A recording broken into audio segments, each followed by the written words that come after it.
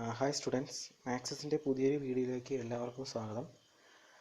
Okay, അപ്പോൾ നമ്മളിന്ന് discuss ചെയ്യുന്നത് 10th ICSEയുടെ സുപ്രീം കോടതി ചാപ്റ്ററിലെ ഹിസ്റ്ററിയിലെ ചാപ്റ്ററിലെ പാർട്ട് 3 ആണ്. ഇത് ലാസ്റ്റ് പാർട്ടാണ്. 2 പാർട്ട് നമ്മൾ എടുത്തിരുന്നു, അതിനകത്ത് കുറേ കാര്യങ്ങൾ നമ്മൾ പഠിച്ചിരുന്നു. അപ്പോൾ ഇത് ലാസ്റ്റ് പാർട്ടാണ്. ഓക്കെ, അപ്പോൾ കഴിഞ്ഞ ക്ലാസ്സുകളിൽ നമ്മൾ എന്തൊക്കെയാണ് പഠിച്ചിരുന്നത്? നമ്മൾ ഒരുപാട് കാര്യങ്ങൾ പഠിച്ചു. അതായത് സുപ്രീം കോടതി എങ്ങനെ ഫോം ചെയ്യുന്നു, അല്ലെങ്കിൽ സുപ്രീം കോടതി ആരൊക്കെ ഉണ്ട്, അതായത് ജഡ്ജസിനെയൊക്കെ എങ്ങനെയാണ് അപ്പോയിൻറ്റ് ചെയ്യുന്നത്, ജഡ്ജസിൻ്റെ ക്വാളിഫിക്കേഷൻസ്, പിന്നെ സുപ്രീം കോടതിയുടെ കേസസ്, അതായത് ഒറിജിനൽ ജൂറിസ്ഡിക്ഷൻ, അപ്പലേറ്റ് ജൂറിസ്ഡിക്ഷൻ, പിന്നെ അഡ്വൈസറി പവർ, അതൊക്കെ നമ്മൾ പഠിച്ചു. അപ്പോൾ ഇതിനകത്ത് വരുന്നത് ഏറ്റവും ഇമ്പോർട്ടൻ്റ് ആയിട്ട് വരുന്നത് സുപ്രീം കോടതിയുടെ ഏറ്റവും ഇമ്പോർട്ടൻ്റ് ആയിട്ടുള്ള ഫംഗ്ഷനാണ് is A guardian of the fundamental rights. ഞാനന്ന് അവിടെ പഠിപ്പിച്ചപ്പോൾ പറഞ്ഞു, സുപ്രീം കോടതിക്ക് ഏറ്റവും ഇമ്പോർട്ടൻ്റ് ആയിട്ടുള്ള അധികാരം എന്ന് പറയുന്നത് കോൺസ്റ്റിറ്റ്യൂഷനെ പ്രൊട്ടക്റ്റ് ചെയ്യുക. ഓക്കെ, കോൺസ്റ്റിറ്റ്യൂഷനിൽ പറഞ്ഞിരിക്കുന്ന കാര്യങ്ങളെ പ്രൊട്ടക്റ്റ് ചെയ്യുക എന്നുള്ളതാണ് സുപ്രീം കോടതിയുടെ ഏറ്റവും ഇമ്പോർട്ടൻ്റ് ആയിട്ടുള്ള കാര്യം. അതിനകത്ത് കോൺസ്റ്റിറ്റ്യൂഷനകത്ത് ഏറ്റവും ഇമ്പോർട്ടൻ്റ് ആയിട്ട് വരുന്ന കാര്യം ഫണ്ടമെൻ്റൽ റൈറ്റ്സ് തന്നെയാണ്. അപ്പോൾ ഫണ്ടമെൻ്റൽ റൈറ്റ്സിനകത്ത് എന്തെങ്കിലും ഒരു ലംഘനം ഉണ്ടെങ്കിൽ ഇടപെടേണ്ടത് ആരാണ്? സുപ്രീം കോടതിയാണ്. ഓക്കെ, അപ്പോൾ സുപ്രീം കോടതിയാണ് ഇടപെടേണ്ടത്. അപ്പോൾ ഗാർഡിയൻ ഓഫ് ഫണ്ടമെൻ്റൽ റൈറ്റ്സ് എന്ന് പറയുന്നത് ആരാണ്? സുപ്രീം കോടതിയാണ്.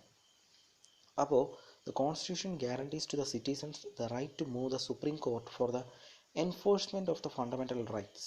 Okay, the Supreme Court has the power to issue order or writs, including writs in the nature of habeas corpus, mandamus, prohibition, etc. for the enforcement of fundamental rights. Okay, അതായത് fundamental റൈറ്റ്സിനകത്ത് എന്തെങ്കിലും ഒരു ലംഘനം ഉണ്ടാവുകയാണെന്നുണ്ടെങ്കിൽ കോടതിക്ക് എന്ത് പുറപ്പെടുവിക്കാം? Writ പുറപ്പെടുവിക്കാം. Okay, ആ റിട്ടിനെ കുറിച്ചാണ് നമ്മൾ ഈ സെക്ഷനിൽ പഠിക്കുന്നത്. അപ്പം എന്താണ് പറയുന്നത്? അതായത് ഒരു ഫണ്ടമെൻ്റൽ റൈറ്റ്സിനകത്ത് എന്തെങ്കിലും ലംഘനം ഉണ്ടായിക്കഴിഞ്ഞാൽ കോടതിക്ക് എന്ത് പുറപ്പെടുവിക്കാൻ പറയും? കോടതിക്ക് റിട്ട് പുറപ്പെടുവിക്കാനുള്ള അധികാരമുണ്ട്. റിട്ട് എന്ന് പറഞ്ഞാൽ ഒന്നുമില്ല, റിട്ട് എന്ന് പറഞ്ഞാൽ എന്താണ്? ഒരു ഓർഡറാണ്. ഓക്കെ, ആ ഓർഡറിനെ വിളിക്കുന്നൊരു വേറൊരു പേരാണ് റിട്ട്. ഓക്കെ, അപ്പോൾ റിട്ട് എന്നാണ് പറയുന്നത്. അങ്ങനെ ഒരുപാട് തരത്തിലുള്ള റിട്ടുണ്ട്. ആ റിട്ടിനെ കുറിച്ചാണ് നമ്മൾ പഠിക്കുന്നത്. പ്രധാനമായിട്ട് 5 തരത്തിലുള്ള റിട്ടാണ് ഉള്ളത്. അതിനെക്കുറിച്ച് നമ്മൾ പഠിക്കും. എന്താണെന്ന് നോക്കാം. നമുക്ക് ബാക്കി പറഞ്ഞതെന്ന് നോക്കാം. Article 13 prohibits the parliament from enacting an ordinary legislation which abridges or takes away the fundamental rights. Any law made against this provision of Constitution shall be declared void by the Supreme Court. Thus, the Supreme Court is the guardian of the fundamental rights of the citizens. അതായത് എന്താണ് പറയുന്നത്?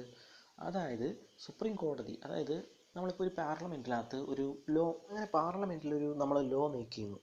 ആ law make ചെയ്യുമ്പോൾ ആ ലോയിൽ fundamental റൈറ്റ്സിനെ ലംഘിക്കുന്ന, അല്ലെങ്കിൽ fundamental റൈറ്റ്സിന് against ആയിട്ടുള്ള എന്തെങ്കിലും ഒരു ലോ ഉണ്ടെങ്കിൽ സുപ്രീം കോടതി ആണ് അത് ചൂണ്ടിക്കാണിക്കേണ്ടതും അതെന്ത് ചെയ്യേണ്ടത്, അത് റദ്ദാക്കേണ്ടതും സുപ്രീം കോടതിയാണ്. അതാണ് guardian of the fundamental rights എന്ന് പറയുന്നത്. ഓക്കെ, അപ്പോൾ ഒരു പാർലമെൻറ്റിലും, അതായത് പാർലമെൻറ്റിലെ ഒരു ലോയിലും എന്തല്ല, ഫണ്ടമെൻ്റൽ റൈറ്റ്സിൻ്റെ എഗെയിൻസ്റ്റ് ആയിട്ടുള്ള കാര്യങ്ങൾ വരുന്നില്ല എന്ന് ഉറപ്പാക്കേണ്ടത് സുപ്രീം കോടതിയുടെ ഉത്തരവാദിത്വമാണ്. അത് സുപ്രീം കോടതി കോൺസ്റ്റിറ്റ്യൂഷനെ പ്രൊട്ടക്റ്റ് ചെയ്യാൻ വേണ്ടിയിട്ടാണ് അവിടെ ഇരിക്കുന്നത്.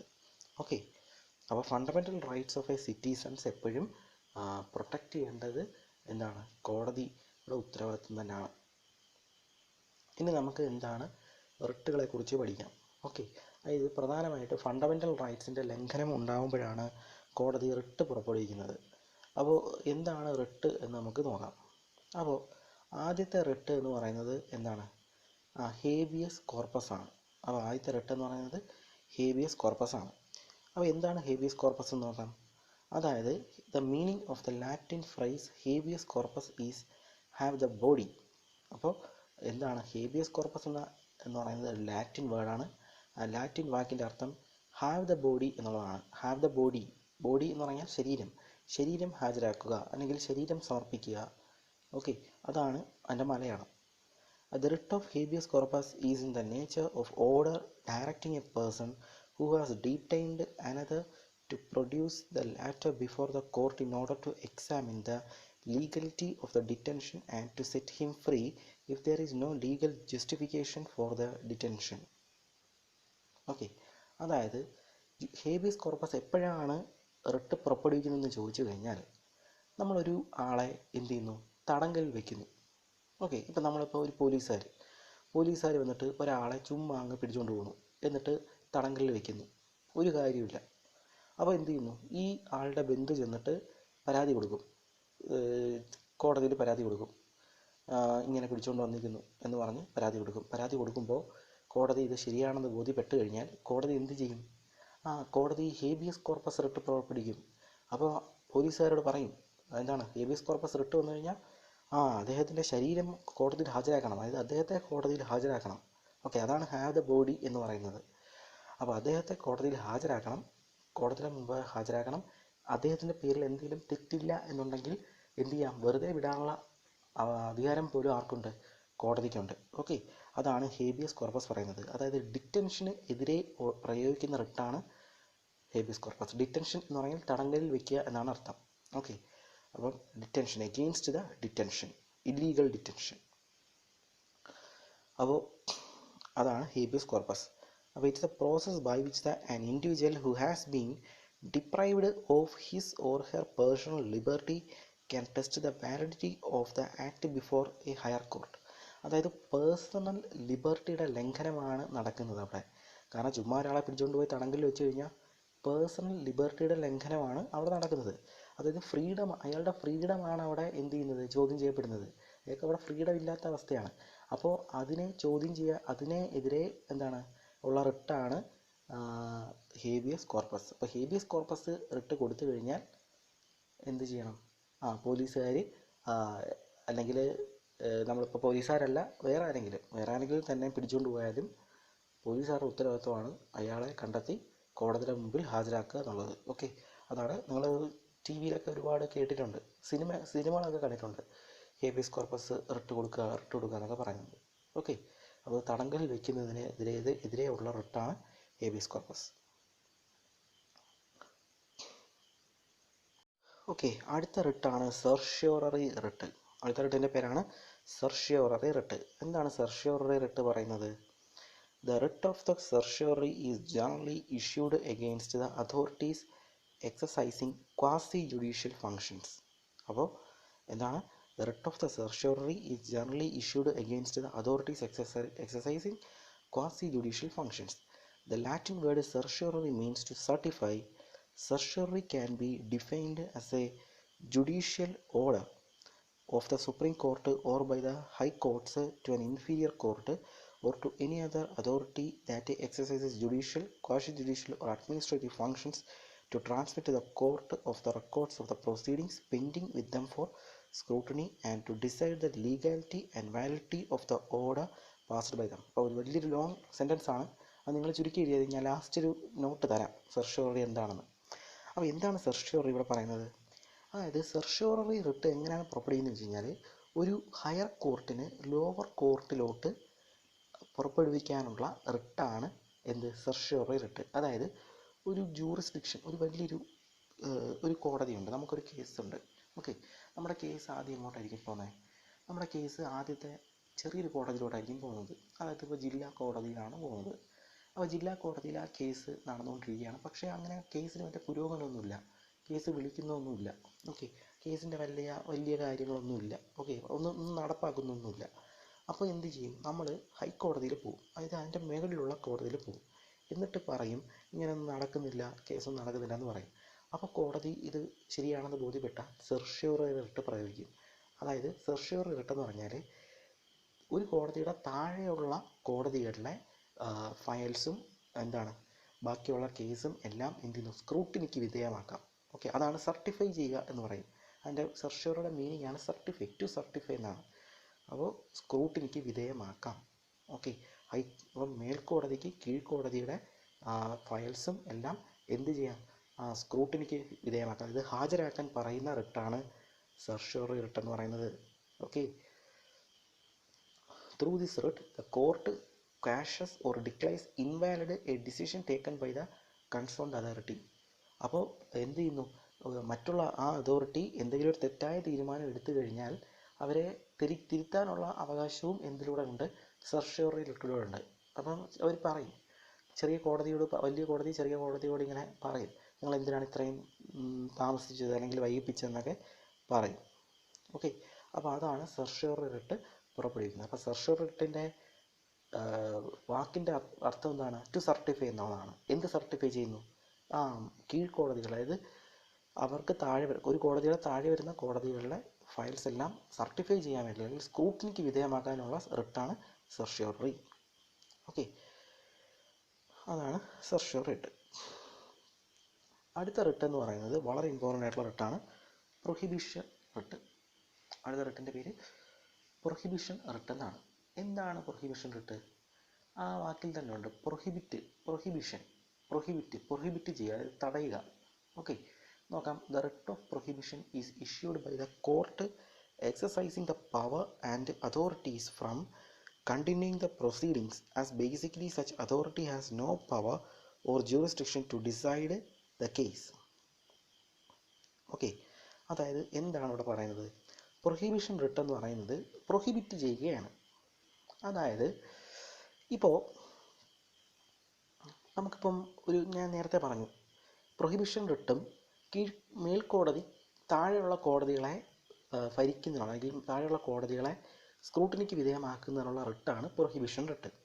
അതായത് താഴെയുള്ളൊരു കോടതി, അതായത് ഒരു ജില്ലാ കോടതി ഉണ്ടെന്ന് വിചാരിക്കുക. ആ ജില്ലാ കോടതിയിൽ ഒരു കേസ് നടക്കുന്നു, നേരത്തെ പറഞ്ഞൊരു കേസ് നടക്കുന്നു. പക്ഷേ ആ കേസ് എന്ന് പറയുന്നത് ആ കോടതിയുടെ അധികാര പരിധിക്ക് പുറത്താണെന്നുണ്ടെങ്കിൽ, അതായത് കോടതിക്ക് അധികാരമില്ല അങ്ങനൊരു കേസ് ഏറ്റെടുക്കാൻ. കാരണം ഒരു ഫണ്ടമെൻ്റൽ റൈറ്റ്സിനെ സംബന്ധിക്കുന്ന കേസാണ് എന്ന് വെക്കുക. ഫണ്ടമെൻ്റൽ റൈറ്റ്സിനെ സംബന്ധിക്കുന്ന കേസ് ചെറിയ ചെറിയ കോടതികളിലൊന്നും എടുക്കാറില്ല. അപ്പോൾ കോടതിക്ക് അതിന് അധികാരമില്ലേ? പക്ഷേ കോടതി അത് എടുത്തു. അപ്പോൾ എന്ത് ചെയ്യുന്നു? ഹൈക്കോടതി പറയും, അപ്പോൾ ഇതിൻ്റെ മേലുള്ള കോടതി ഈ പ്രൊഹിബിഷൻ റിട്ട് പുറപ്പെടുവിച്ചിട്ട് പറയും, നിങ്ങൾ എന്തിനാണ് അങ്ങനെ ഒരു കേസ് എടുത്തത്? നിങ്ങൾക്കതിന് അധികാരമില്ലല്ലോ, ആ കേസ് എങ്ങോട്ട് മാറ്റൂ? ഹയർ കോർട്ടിലോട്ട് മാറ്റൂ എന്ന് പറയും. ഓക്കെ, അതാണ് പ്രൊഹിബിഷൻ റിട്ടിലൂടെ ചെയ്യുന്നത്. അതായത് ഒരു തെറ്റായ തീരുമാനത്തെ പ്രൊഹിബിറ്റ് ചെയ്യുകയാണ് അവിടെ ചെയ്യുന്നത് പ്രൊഹിബിഷൻ റിട്ടിലൂടെ. ഓക്കെ, അപ്പോൾ the proceedings as basically such authority has no power or jurisdiction decide the case എന്നാണ്. അതായത് അവർക്ക് ഒരു അധികാരമില്ല, ജൂറിസ്ഡിക്ഷൻ ഇല്ല, ആ കേസ് എന്താണെന്ന് ഡിസൈഡ് ചെയ്യാനോ എന്താണെന്ന് വാദിക്കാനോ അതിൻ്റെ വിധി പുറപ്പെടുവിക്കാനോ അവർക്ക് അധികാരമില്ലാത്ത ഒരു ഇതുണ്ടെങ്കിൽ എന്ത് ചെയ്യുന്നു? പ്രൊഹിബിഷൻ റിട്ട് പ്രയോഗിച്ച് ആ കേസ് എങ്ങോട്ട് മാറ്റാം? ഹയർ കോടതിയിലോട്ട് മാറ്റാം. ഓക്കെ, അതാണ് പ്രൊഹിബിഷൻ റിട്ട് എന്ന് പറയുന്നത്. ഓക്കെ, അടുത്ത റിട്ടാണ് മാൻഡമസ്. മാൻഡമസ് എന്ന് പറയുന്ന വാക്കിൻ്റെ അർത്ഥം ഐ കമാൻഡ് എന്നുള്ളതാണ്. ഐ കമാൻഡ് എന്നുള്ളതാണ് മാൻഡമസ് എന്ന വാക്കിൻ്റെ അർത്ഥം. നിങ്ങൾ ടെക്സ്റ്റിൽ കൊടുത്തിട്ടില്ല, എന്നാലും നോക്കിയോ. ഐ കമാൻഡ് എന്നുള്ളതാണ് മാൻഡമസ് എന്ന വാക്കിൻ്റെ അർത്ഥം. അതായത് എന്താണ് മാൻഡമസ് റിട്ട്? അതായത് the writ of mandamus is a judicial remedy in the form of an order from the supreme court or high court to any inferior court, government or other public authority to carry out a public duty entrusted upon them either by statute or by common law, or to refrain from doing a specific act which that authority is bound to refrain from doing under the law. അതായത് ഈ mandamus writ എപ്പോഴാണ് പുറപ്പെടുവിക്കുന്നതെന്ന് ചോദിച്ചു കഴിഞ്ഞാൽ, ഇപ്പോൾ ഒരു public authority ഉണ്ട്, അല്ലെങ്കിൽ ഒരു കോടതി, ഞാൻ നേരത്തെ പറഞ്ഞ പോലെ ചെറിയ കോടതിയുണ്ട്, വലിയ കോടതിയുണ്ട്. അതിനകത്ത് ചെറിയ കോടതിയിലെ ഉദ്യോഗസ്ഥർ എന്ത് ചെയ്യുന്നു? അവരുടെ ഡ്യൂട്ടി ചെയ്യാതിരിക്കുന്നു. ഓക്കെ, അവരുടെ ഡ്യൂട്ടി ചെയ്യാതിരിക്കുന്നു. അപ്പോൾ എന്ത് ചെയ്യുന്നു? നമുക്ക് കോടതിയിൽ കൊണ്ട് കേസ് കൊടുക്കാം, സാർ ഇയാളുടെ ഡ്യൂട്ടി അവർ ചെയ്യാതിരിക്കുന്നു. അപ്പോൾ കോടതി ഇത് ശരിയാണെന്ന് ബോധ്യപ്പെട്ടാൽ എന്ത് പുറപ്പെടുവിക്കും? മാൻഡമസ് റിട്ട് പുറപ്പെടുവിക്കും, മാൻഡമസ് റിട്ട് ഇഷ്യൂ ചെയ്യും. അപ്പോൾ മാൻഡമസ് റിട്ട് കൊടുത്തു കഴിഞ്ഞാൽ, മാൻഡമസ് റിട്ട് എന്തിനു വേണ്ടിയാണ് കൊടുക്കുന്നത്? ഒരു പബ്ലിക് സെർവൻറ്റ് എന്ത് ചെയ്യണം? അയാളുടെ ഡ്യൂട്ടി ചെയ്യാൻ വേണ്ടി കോടതി കൽപ്പിക്കുകയാണ്. ഓക്കെ, ഇപ്പം മാൻഡമസ് റിട്ടിലൂടെ. അപ്പോൾ അതാണ് പറയുന്നത്, പബ്ലിക് ഡ്യൂട്ടി ചെയ്യാത്ത ഒരു ഉദ്യോഗസ്ഥൻ ഉണ്ടെങ്കിൽ അവരെ കൊണ്ട് ചെയ്യിപ്പിക്കുന്നതിനാണ് എന്ത് കൊടുക്കുന്നത്? മാൻഡമസ് റിട്ട് കൊടുക്കുന്നത്. ഒരു specific act which that authority is bound to refrain from doing under the law. Okay, അതായത് നിയമപരമായിട്ട് അയാളത് ചെയ്തില്ല എന്നുണ്ടെങ്കിൽ അയാളെ കൊണ്ട് ചെയ്യിപ്പിക്കാൻ വേണ്ടി കൊടുക്കുന്ന റിട്ടാണ് മാൻഡമസ് റിട്ട്. ഓക്കെ, മാൻഡമസ് റിട്ടിൻ്റെ അർത്ഥം, മാൻഡമസ് എന്ന് പറഞ്ഞാൽ ലാറ്റിൻ വാക്കിൻ്റെ അർത്ഥം എന്താണ്? I command. ഐ കമാൻഡ് എന്നുള്ളതാണ് വാക്കിൻ്റെ അർത്ഥം. ഓക്കെ, അടുത്ത വളരെ ഇമ്പോർട്ടൻ്റ് ആയിട്ടുള്ള ഒരു റിട്ടാണ് കോ വാറൻറ്റോ. അടുത്ത റിട്ടാണ് കോ വാറൻറ്റോ. എന്താണ് quo warranto? The meaning of the word quo warranto is by what authority. Okay, by what authority എന്നുള്ളതാണ് കോ വാറൻറ്റോയുടെ അർത്ഥം. അതായത് എന്ത് അതോറിറ്റിയിൽ, എന്ത് അധികാരത്തിൽ എന്നുള്ളതാണ് എൻ്റെ മലയാളം അർത്ഥം. It is a judicial order against A person who occupies a substantive public office without any legal authority. The person is asked to show by what authority he occupies the position or office. The writ is meant to oust persons who are not legally qualified from substantive public post. The writ of quo warranto is to confirm the right of citizens to hold public office. അതായത് എന്ത് അധികാരത്തിൽ എന്നാണ് കോ warranto ഉദ്ദേശിക്കുന്നത്. അതായത് ഞാൻ പറയല്ലോ, ഒരു കോ warranto എന്ന് പറയുന്നത് ഒരു പബ്ലിക് ഓഫീസുണ്ട്. ഓക്കെ, പബ്ലിക് ഓഫീസുണ്ട്. അതിനകത്ത് നീ അനധികൃതമായിട്ട് ആരെങ്കിലും ജോലിക്കിരിക്കുകയാണെന്നുണ്ടെങ്കിൽ അവരെ ചോദ്യം ചെയ്യാൻ വേണ്ടിയുള്ള റിട്ടാണ്, അല്ലെങ്കിൽ അവരെ പുറത്താക്കാൻ വേണ്ടിയിട്ടുള്ള റിട്ടാണ് കോ വാറൻറ്റോ. ഫോർ എക്സാമ്പിൾ, ഇപ്പോൾ ഒരു ഒരു ഒരു സ്ഥാപനമുണ്ട്. ഓക്കെ, ഒരു സ്ഥാപനമുണ്ട്, പബ്ലിക് സ്ഥാപനമാണ്, അതായത് ഗവൺമെൻറ്റിൻ്റെ കീഴിലുള്ള സ്ഥാപനമാണ്. അവിടെ ഒരാൾ ജോലി ചെയ്യുന്നു. 60 വയസ്സ് വരെ അയാൾക്ക് ജോലി ചെയ്യാൻ പറ്റും. പക്ഷേ അയാൾ 62 വയസ്സ് വരെ ജോലിക്കിരിക്കുന്നു. ഓക്കെ, 62 വയസ്സ് കഴിഞ്ഞിട്ട് അയാൾ ജോലിക്കിരിക്കുന്നു. അപ്പോൾ എന്ത് ചെയ്യും? ഞാൻ കൊണ്ടുപോയി കേസ് കൊടുക്കും, കോടതിയിൽ കേസ് കൊടുക്കും. 62 വയസ്സ് കഴിഞ്ഞിട്ട് ഇയാൾ ജോലിയിരിക്കുന്നു. അപ്പോൾ കോടതി ഇത് ശരിയാണെന്ന് തോന്നിയാൽ എന്ത് ചെയ്യുന്നു? കോ വാറൻറ്റോ റിട്ട് പുറപ്പെടുവിക്കും. അപ്പം എന്താണ് കോടതി ചോദിക്കുക, എന്ത് അധികാരത്തിൽ നിങ്ങൾ അവിടെ കയറിയിരിക്കുന്നു 62 വയസ്സായിട്ട്? അപ്പോൾ മാറിപ്പോകാൻ പറയും. അപ്പോൾ അതാണ് എന്തെന്ന് പറയുന്നത്, കോ വാറൻറ്റോ റിട്ട് എന്ന് പറയുന്നത്. ഓക്കെ, വളരെ സിമ്പിളായിട്ടുള്ളൊരു കാര്യമാണ്. അപ്പോൾ കോ വാറൻറ്റോ റിട്ട് എന്ന് പറയുന്നത് എന്താണ്, ലീഗൽ അതോറിറ്റിയിൽ ഇല്ലീഗലായിട്ട് കയറിയിരിക്കുന്ന ഒരാളെ എന്ത് ചെയ്യാൻ, നോട്ട് ക്വാളിഫൈഡ് ആയിട്ടുള്ള ഒരാളെ പുറത്താക്കാൻ വേണ്ടിയിട്ടുള്ള റിട്ടാണ് കോ വാറൻറ്റോ റിട്ട് എന്ന് പറയുന്നത്. ഓക്കെ, ഇത് പബ്ലിക് ഓഫീസസിന് മാത്രമേ പറ്റൂ കേട്ടോ. അപ്പോൾ നിങ്ങൾ ചോദിക്കും, ഇപ്പം ഞാനൊരു പ്രൈവറ്റ് സ്ഥാപനം നടത്തുന്നു, അവിടെ എനിക്ക് വേണമെങ്കിൽ ഇഷ്ടമുള്ള ആൾക്കാരെ ജോലിക്ക് വെക്കാം, ഇഷ്ടമുള്ള ആൾക്കാരെ പിരിച്ചുവിടാം, എത്ര വയസ്സ് വരാണെങ്കിലും ജോലിക്ക് വെക്കാം. അതൊന്നും ചോദ്യം ചെയ്യാൻ കോടതിക്ക് പറ്റത്തില്ല. കാരണം ഞാൻ പ്രൈവറ്റ് ഇൻസ്റ്റിറ്റ്യൂട്ടാണ്, കാരണം ഞാൻ പ്രൈവറ്റ് ആളാണ്. പക്ഷേ ഈ കോ വാറൻറ്റോ റിട്ട് എപ്പോഴും ഒരു പബ്ലിക് എൻ്റർപ്രൈസിന് നേരെ പ്രയോഗിക്കാൻ പറ്റും. അതായത് പബ്ലിക് ഗവൺമെൻറ്റിൻ്റെ സ്ഥാപനങ്ങൾക്ക് മാത്രമേ ഈ കോ വാറൻറ്റോ റിട്ട് ബാധകമുള്ളൂ. ഓക്കെ, അപ്പോൾ ഒരിക്കലും പ്രൈവറ്റ് ആൾക്കാർക്ക് നേരെ ഒന്നും എടുത്ത് പ്രയോഗിക്കാൻ പറ്റില്ല.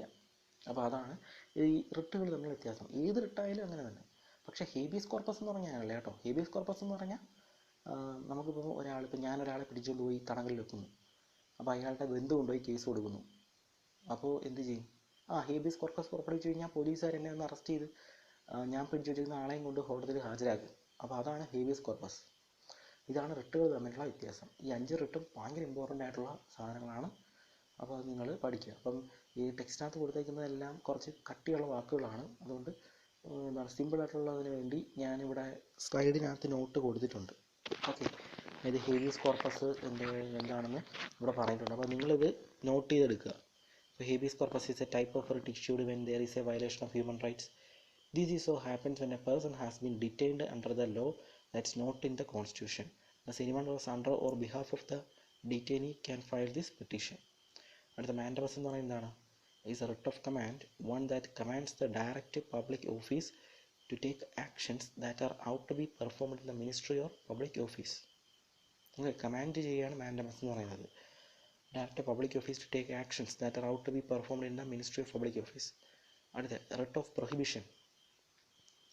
This type of writ is one where the Supreme Court and High Court prohibit the lower court to perform act that are against their jurisdiction. അതായത് പ്രൊഹിബിഷൻ writ എന്ന് പറയുന്നത് ഒരു ജൂറിസ്ഡിക്ഷനെതിരെ ഒരു കോടതി പ്രവർത്തിച്ചു കഴിഞ്ഞാൽ ആ കോടതിയെ തടയുന്നതിന് വേണ്ടി ഹയർ കോർട്ട് പുറപ്പെടുവിക്കുന്ന റിട്ടാണ് എന്ത്?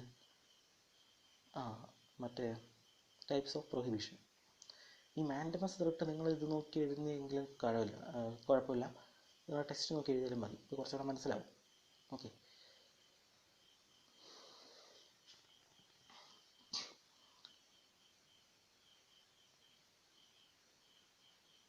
ഓക്കെ, അടുത്ത റിട്ട് എന്ന് പറയുന്നത് ഏത് റിട്ടാണ്? സർഷ്യോറി ആണ് അല്ലേ. സർഷ്യോറി റിട്ട് എന്ന് പറയുന്നത് literally certiorari means to be certified. The writ of certiorari is issued by the supreme court to some inferior court or tribunal to transfer the matter to it or to some other superior authority for proper consideration. അതായത് proper കൺസിഡറേഷന് വേണ്ടിയോ അല്ലെങ്കിൽ ഒരു അതോറിറ്റിയിലെ files എല്ലാം വേറൊരു higher കോർട്ടിലോട്ട് transfer ചെയ്യുന്നതിന് വേണ്ടിയോ ഉള്ള അല്ലെങ്കിൽ സ്ക്രൂട്ടിനിക്ക് വിധേയമാക്കുന്നതിന് വേണ്ടിയിട്ടുള്ള റിട്ടാണ് എന്ത്? കോവാറൻ്റ് റിട്ട്. ശരി, നമ്മുടെ സർഷ്യോറി റിട്ട്. കോവാറൻ്റ് റിട്ട് ഞാൻ നേരത്തെ പറഞ്ഞത് തന്നെയാണ്. ഓക്കെ, സിമ്പിളായിട്ടുള്ളൊരു കാര്യമാണ്. പബ്ലിക് ഓഫീസിൽ ചുമ്മാ കയറി ഇരുന്ന് കഴിഞ്ഞാൽ അയാളെ പുറത്താക്കാനുള്ള റിട്ടാണ് കോവാറൻ്റ്. അപ്പോൾ നിങ്ങൾ എഴുതിയെടുക്കുക. ഓക്കെ, അടുത്ത് നമ്മുടെ കൺക്ലൂഷനാണ്. കൺക്ലൂഷനാണ് നമ്മൾ എന്താ പഠിച്ചത്? സുപ്രീം കോടതിയെ പറ്റി പഠിച്ചു. സുപ്രീം കോടതി വളരെ ഇമ്പോർട്ടൻ്റ് ആയിട്ടുള്ള ഒരു കോൺസ്റ്റിറ്റ്യൂഷണൽ ബോഡിയാണ്. അത് മേക്ക് ചെയ്യുന്ന ലോ, അത് പുറപ്പെടുവിക്കുന്ന വിധി എന്നൊക്കെ പറയുന്നത് വളരെ ഇമ്പോർട്ടൻ്റ് ആയിട്ടുള്ള വിധികളാണ്. അപ്പോൾ അത് ലോ ഓഫ് ദ ലാൻഡ് എന്നാണ് പറയപ്പെടുന്നത്. ഓക്കെ, അപ്പോൾ അതിൻ്റെ ഒരുപാട് ഫങ്ഷൻസ് നമ്മൾ പഠിച്ചു. സുപ്രീം കോടതിയിലെ 33 ജഡ്ജും ഒരു ചീഫ് ജസ്റ്റിസും ഉണ്ട്. അവർ നിയമിക്കുന്നത് പ്രസിഡൻ്റാണെന്ന് പഠിച്ചു. അഡ്വൈസറി ഫങ്ഷൻ പഠിച്ചു. ഒറിജിനൽ ജൂറിസ്ഡിക്ഷൻ പഠിച്ചു. അപ്പലേറ്റ് ജൂറിസ്ഡിക്ഷൻ പഠിച്ചു. അവരുടെ കേസസ് പഠിച്ചു. പിന്നെ എന്ത് പഠിച്ചു?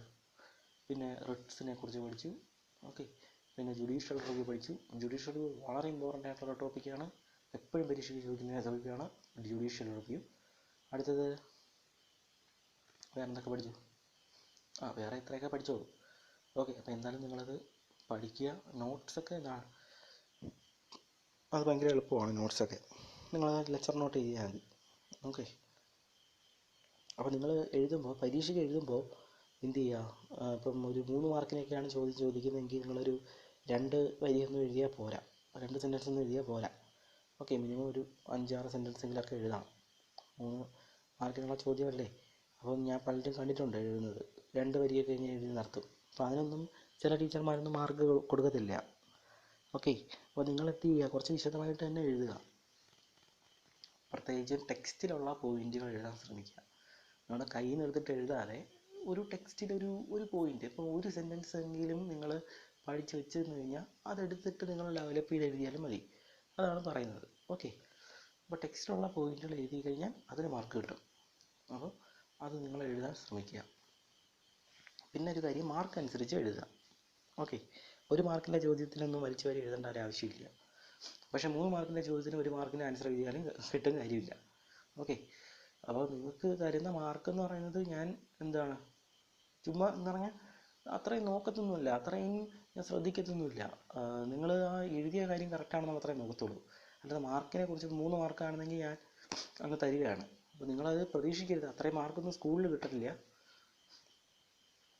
അപ്പോൾ നിങ്ങൾ പരീക്ഷയ്ക്ക് എഴുതുമ്പോൾ എന്ത് ചെയ്യുക? കുറച്ചുകൂടെ ഡെവലപ്പ് ചെയ്ത് എഴുതുക. അത് നിങ്ങൾ ടെക്സ്റ്റ് നന്നായിട്ട് വായിക്കുക. ടെക്സ്റ്റ് വായിച്ചിട്ട് അതിൻ്റെ പോയിൻറ്റ്സുകൾ നോട്ട് ചെയ്ത് വെച്ച് അത് പഠിക്കുക. പോയിൻറ്റ്സ് ആയിട്ട് പഠിച്ചു കഴിഞ്ഞാൽ എളുപ്പമായിരിക്കും. Okay, thank you.